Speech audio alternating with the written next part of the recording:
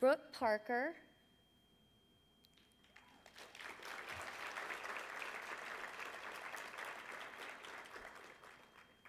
CNP, is a membership executive at the Boy Scouts of America, Laurel Highlands Council in Pittsburgh, Pennsylvania, and a graduate of Slippery Rock University.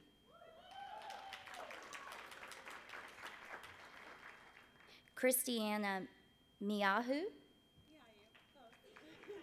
CNP, Marketing and Promotions Specialist at the Georgia Aquarium and graduate of Baruch College in New York City.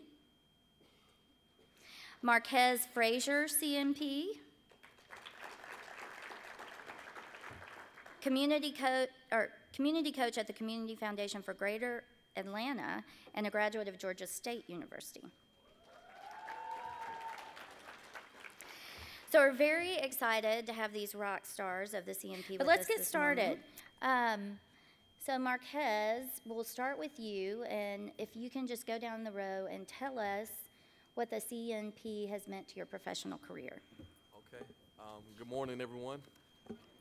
Well, I was a little disappointed. I thought when she said Georgia State, I thought this place would be rocking. So let's say that again. Welcome to Atlanta, and where's everyone from Georgia State out there? That's fantastic. So what the CNP has meant to me in my professional career, my path has been a bit fortuitous in many ways. So I started off as a fellow with the organization here in Atlanta called the Community Foundation for Greater Atlanta. And at the time, American Humanics, which was formerly in LA, was kind of new at Georgia State University. So there was this big buzz about what we can do to strengthen our nonprofit sector here in Atlanta, and what can we do to provide students with opportunities that will allow us to be competitively both locally and nationally. And here came American Humanics knocking at the door. Just as fate would have it, the organization I was a fellow for, the Community Foundation for Greater Atlanta, served as a great partner for Georgia State at the time. So what it allowed me to do was develop a relationship and see that nonprofit sector is really serious about grooming the talent to prepare us for nonprofit leadership.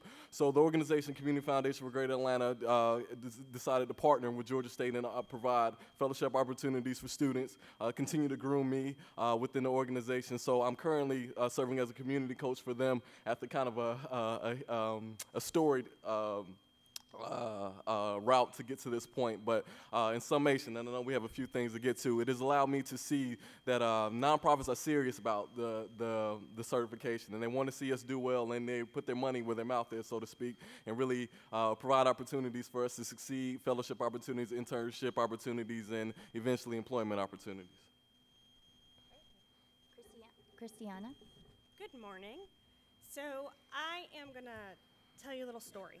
So in 2005, I was a full-time student at Baruch, and I worked full-time as a manager for a health club in Manhattan. So I loved being a manager there, and I was going to school for business management, and I was like, this is what I'm going to do with my life. Well, one day at the gym, an older gentleman came in, and he said, hi, I really need to join this gym for health reasons.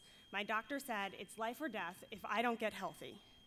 So he presented this coupon and said, your initiation fee is waived. Well, it was a misprint, and the company had retracted the ad and sent out notices and had them posted, and the VP was there that day, and he said, nope, we're not honoring it. So I felt really bad about telling the gentleman, I'm sorry, I can't help you. Later on that day, a young, beautiful woman came in, and she said, hi, I'm here to join the gym. Nevertheless, the VP honored the coupon. That point on, I said, I don't want to do that. I really want to make a difference in somebody's life. That man needed the gym membership as a matter of life or death. So I changed my department within the company, and I changed my career path. I said, I'm going to do something else. So I enrolled for public administration. So fast forward to 2007, I was about to graduate, and there was a sign for what was formerly American Humanics, and it said, come learn more. So I did. And I was part of the founding members at Baruch for the American Alliance program. So here I come to Omni 2007, really excited, and there is this workshop. And in this workshop, I don't remember everything, but I remember the presenter said, there's a defining moment in your life, and that moment will dictate what happens later on. Well, I thought back and I said, oh, that was my defining moment, that moment at the gym where I decided to change my career path. And it was like clear perspective for me. I was like, this is exactly where I'm supposed to be. And it helped me develop. So I stayed on after graduation with the Brooke students and helped them do fundraising for other students, because I knew that it was important for the next generation of students to go to Omni and to realize what potential they may have. So I stayed on, I got other internships, I volunteered, and now, 2.5 years, and I'm happy, well, 2.5 years since I've started at the aquarium, I am happy and could not be any happier and have my dream job. So that's how it helped me. Thanks.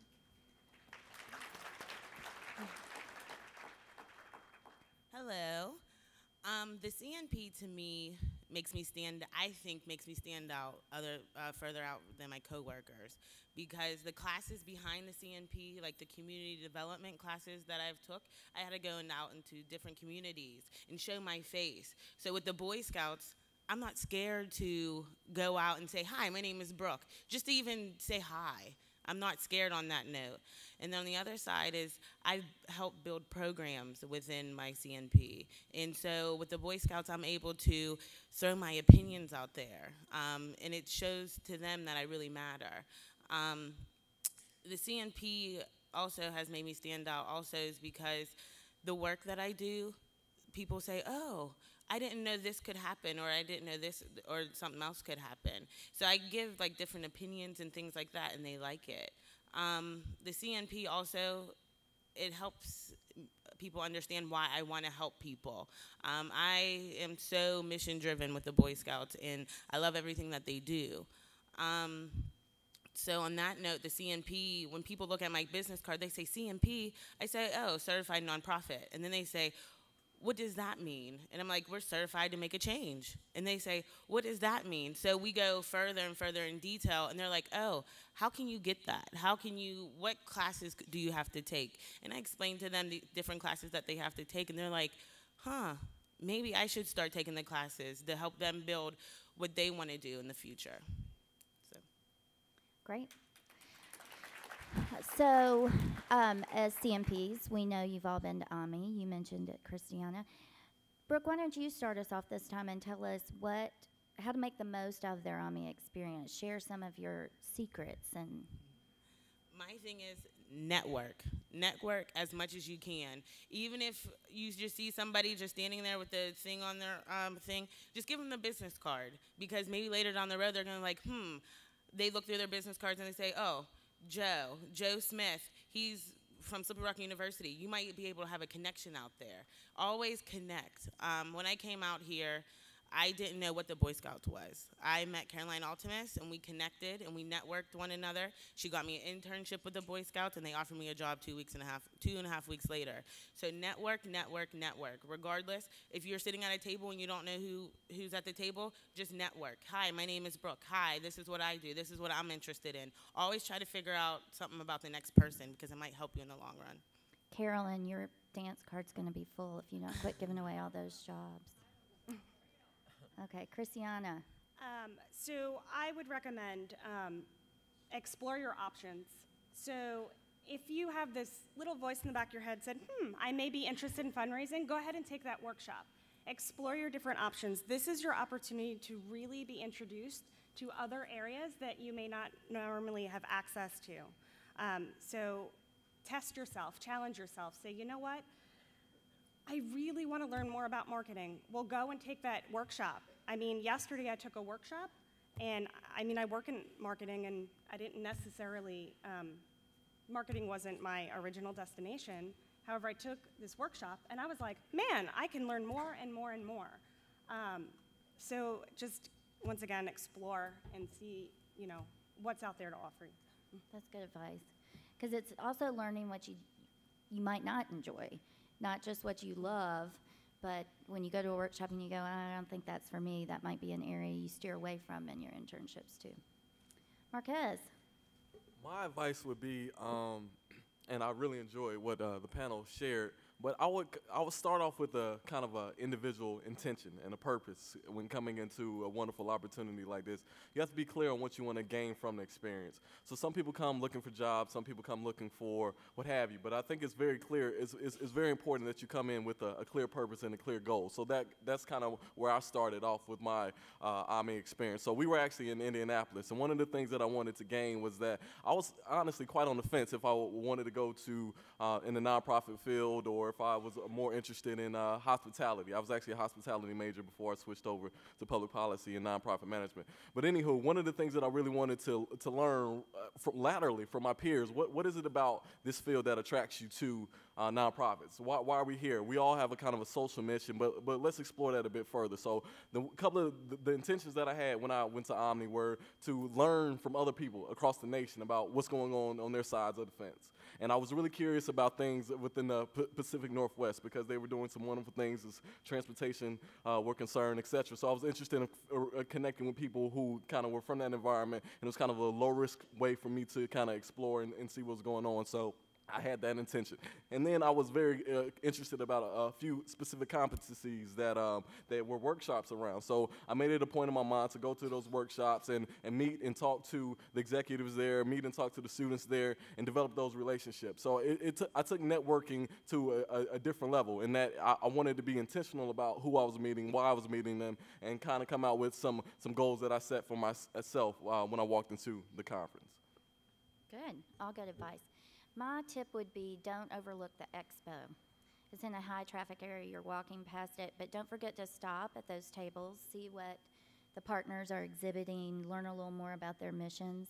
Take your business cards that we gave you in your registration packet, jot your email down on those, and like all of you have said, network. Networking with other students can be as important as networking with the hiring professionals here. They all are going to work in nonprofits one day and maybe in the city where you want to be. Can I add something to that? Please, yeah. Also, I went to, AMI was held in Indianapolis when I went, and another thing that I wanted to do was get to know people. So every night we made it a point to go out to dinner with other people other than the folks that we came with. So we wanted to really take advantage of the full opportunity of getting to network, getting to build relationship with people elsewhere. So those small things like taking people to lunch or going out to dinner while you're here will mean a lot. And of course, I'm sure you're all exchanging emails or Facebooks, what have you. That's important as well. But I just wanted to add that piece about diversifying the experience here. Not only going out with the same people that you came, but also getting a chance to meet and experience new faces. Good. Okay, so don't forget to write your questions down for our panels. I'll keep going until we have a few come up. So when you put the CNP on your resume and you started out looking for a job, what did the hiring professionals say about that? How did that help your job hunting? Did you get a lot of questions about it? How did you explain it when you got the questions? When you started out with your CNP, how did that, what kind of things came up during the hiring process because of that? You want to go first, Cristiana? Sure. So I actually just recently started to put CNP onto the back, so I really saw the difference. So before, I mean, I had a good resume. I worked really hard, which, by the way, you should definitely take advantage of any resume type workshops while you're here. I work with interns and hire for internships, so it's extremely important. And once you get your CNP, you should absolutely put it on. I find it to be a great conversation piece. So, I mean, even emails from my coworker, hey, what does that mean? Like you were saying earlier, they want to know. So when I go in for a job interview, I almost wonder, hey, is it my skills or did you just want to know what CNP really stands for? Bob over there was asking me, he's like, hey, do you ever get certified nurse practitioner for CNP? And I said, yes, actually frequently. And then we go on and talk, no, it's not that, it's certified nonprofit professional. And they were like, really, tell me more. So I think the CNP, above all, is really a conversation opening piece particularly because a lot of different areas may not be exposed to it. So the conference being in Atlanta has exposed my coworkers greatly to the program. So they all want to know more and really, how do we get involved, and how can we help students? So having it on my resume and on my business cards really opens that space for discussion.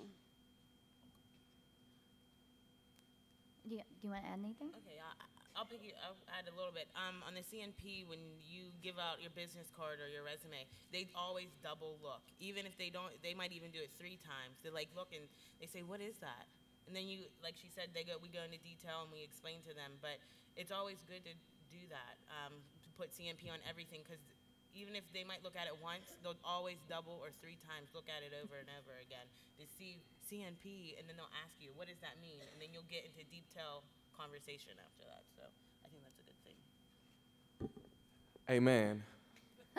But I think I'll answer that question a bit differently, if you will allow me to. One of the things, from a different perspective, is what I did is that I was looking for a job opportunity actually in Charlotte, North Carolina, and I called my former campus director, Maggie Tolan, about how to get connected with folks in Atlanta who know about NLA, American Humanities, etc. And she thought it would be a good idea for me to look up the people with CNP within their names, because they understood what it meant, and it was kind of an open door for me to kind of meet with campus directors or employers, etc. So that's the way in which I've used CNP. So it's not only for my personal benefit, as the panelists have already talked about, as far as them being more interested in finding out what it's all about, that sort of a thing, but I know what it's about. So I'm looking for people who I can connect with who kind of understand the same lens in which I'm approaching a situation from. So that's how I've utilized CNP from the other side, from looking for people who also share this kind of credential and seeing what type of things can be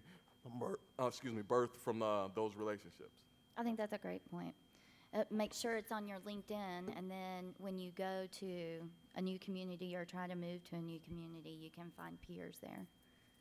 I wanted to actually add to that in addition. So I find myself, when I look at resumes for internships and people applying at the aquarium, I look to see if that CNP is there, because I do understand this kind of reverse. Like, I'm like, great, you know what? It is my opportunity to pay it forward. Right. So let me look at this and see if it's there. So for people who are exposed to the program, they may actually be looking for it. Yeah. So how many of you in your positions do you have an opportunity to put CNP preferred in any job or internship descriptions? I never thought about it. I mean, we could. So it's another big way for us to promote the credential is if you are in a position to post internships or job descriptions, is to put CNP preferred. It's another opportunity because prospects will come to you and say, "Now, what's a CNP?" Okay, so this is piggybacks on that, a question from the audience. By becoming a CNP, do organizations who typically require 3 years experience see that you are capable of doing the job even if you do not have the experience they want? So typically what we say is the CNP is the equivalent of 2 to 3 years of on-the-job experience. So do you think people recognized it as such when you were job hunting? And do you think that's true? Do you think it gave you that much edge? My response to that question is a resounding yes, because within the CNP certification, there's a very thorough competency list that you have to be certified in before you're able to kind of move on within the certification. So the experiences that I was able to gain just by going through the competencies were a bit more robust than my counterparts. So as a consequence, whenever I was on a job interview, I could talk about all of these different experiences, and my age wouldn't suggest that I had gone through so much, but the reality of it is that I did, because of the competencies needed to fulfill the credential. Excellent. Do you want to add to that? 2 to 3 years? Well, I found myself, when I was applying for things, to actually include my transcript so that they could understand what coursework I had done. I think it brings a lot to the table. However, they have to see it when you're applying for things to understand it. it's great once you get the interview because you can talk about it, but you have to get to the interview. So having that strong cover letter that talks about all your experience and all your coursework, in addition, if there's a space to submit additional paperwork, you should definitely submit your transcript so that they can comprehend and understand what you've done. That's good. Okay, here's another one.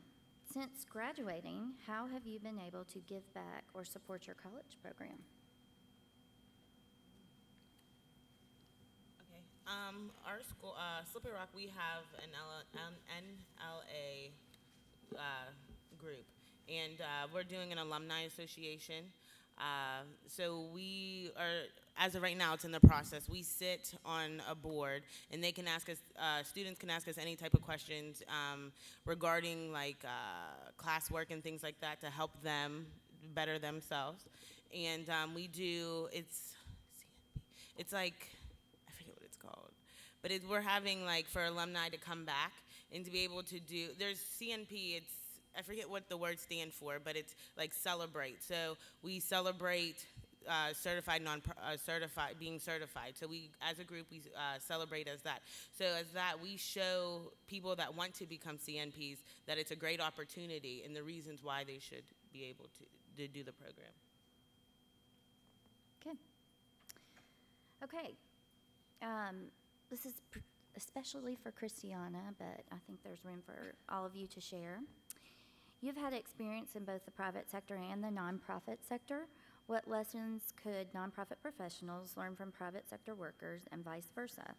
What lessons can private sector learn from the nonprofit? I think a lot of things overlap. So you have your basic things, your business rules and principles that you kind of follow by. But I think the nonprofit sector has this personal connection to clients that sometimes the business sector does not. So I think that the business sector could take away that personal relationship or that personal interest. And then vice versa,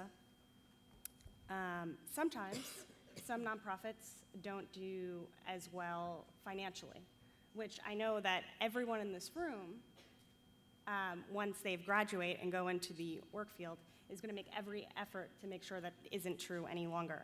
And I think that we can learn a lot from business models from different for-profit organizations. I learned a lot working for a for-profit, which helped me take those skills and apply them later on to a nonprofit that I may not have necessarily had access to in regards to work experience. So I think both have a lot to offer the other, and in a perfect world, we can combine the best of both benefits and both worlds and make the perfect scenario. I hope that answered the question. Yeah. I do think there's a lot of sharing to be done. A lot of it is happening currently. And so you just have to find that opportunities to plug into those shared learning across the sectors. So here's one. Do you feel connected to a network of CNPs? I'll start by saying I feel very connected to the network locally in my community. We have a strong alumni association that's very volunteer-driven. So although we are connected to the university still, we've taken ownership of our alumni association, and we work hard to support those students still with fundraisers and travel support and things like that. So I don't, you don't have to, with very little effort, you can get a local CNP group going. And then once you have that structure in place, it's much easier to plug into the national ACNP. So I feel very connected. Do you feel connected to the CNPs? And I'm much older than all of you, and so I've been out longer. My CNP has more age on it than yours. So I think it's good to get people engaged in the alumni group, when they're young and fresh out of school, but it doesn't mean it can't happen. Yes, I do feel connected.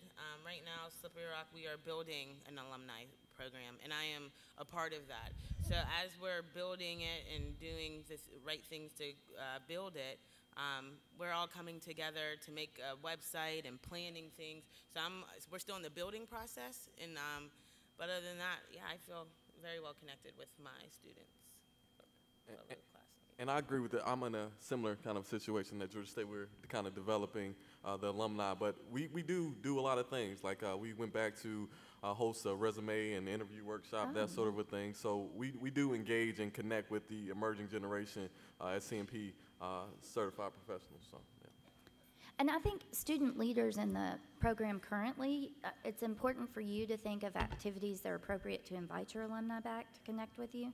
So if you have an awards banquet, can you include them in that? Our dues locally are like $10, but you wouldn't believe what we can do to support the student program once you have a good number of alumni in your area.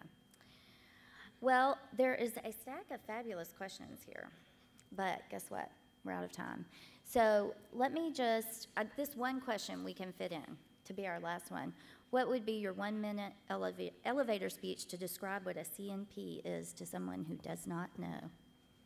Somebody want to take a stab?